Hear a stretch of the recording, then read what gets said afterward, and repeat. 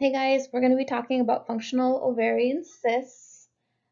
This is my third try to try and record this in under 3 minutes, and I'm struggling, so I'm going to just fly through these slides. I hope you can read. Most important to remember that these types of cysts are normal. They just result from an ovary doing what an ovary does, and they usually go away without treatment. You can see there's 4 types. The fourth one, the theca lutein, I believe someone else got assigned specifically, so I'm not going to touch on that, but I will cover the other 3 types. First of all is the follicular cyst. That comes from a follicle that failed to rupture and release its fluid. They're usually pretty small on one side and asymptomatic. If symptoms do pop up, it might be like an aching pelvis, delayed period, or maybe a bit of vaginal bleeding when it's not time for the period. Here's an image. You can see that the color Doppler is around it, but not in it. That's an important feature for a cyst. There's also through transmission and smooth walls and no internal echoes. All these point towards a nice, simple follicular cyst. And we've got the corpus luteum cyst, and that is when a corpus luteum fails to resorb.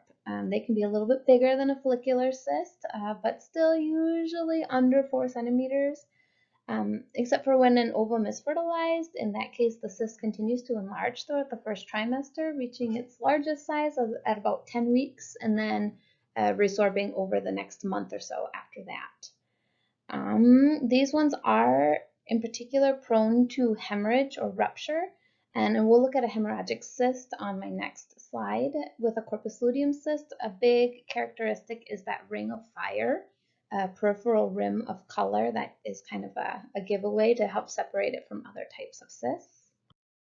Here's an image. You can see on the left there is a complex cyst marked out there with the calipers, internal echoes, kind of a homogeneous gray internal echo texture.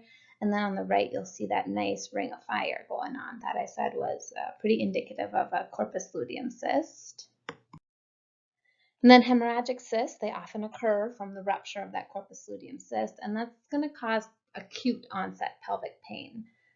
Whereas, for instance, a follicular cyst would just cause kind of general aching pain. The appearance of a hemorrhagic cyst depends on its age, and it kind of changes as the blood inside of it clots and then liquefies.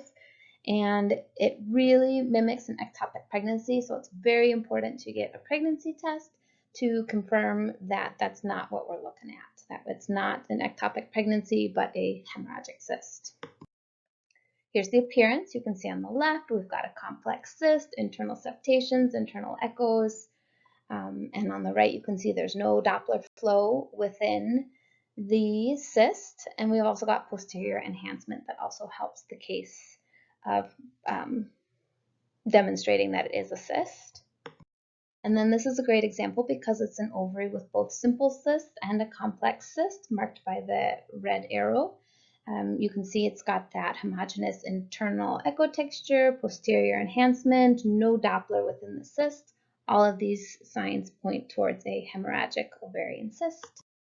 Here's my sources. The last one, radiologyassistant.nl, was particularly helpful. They had a lot of images, so I recommend checking it out if you're curious.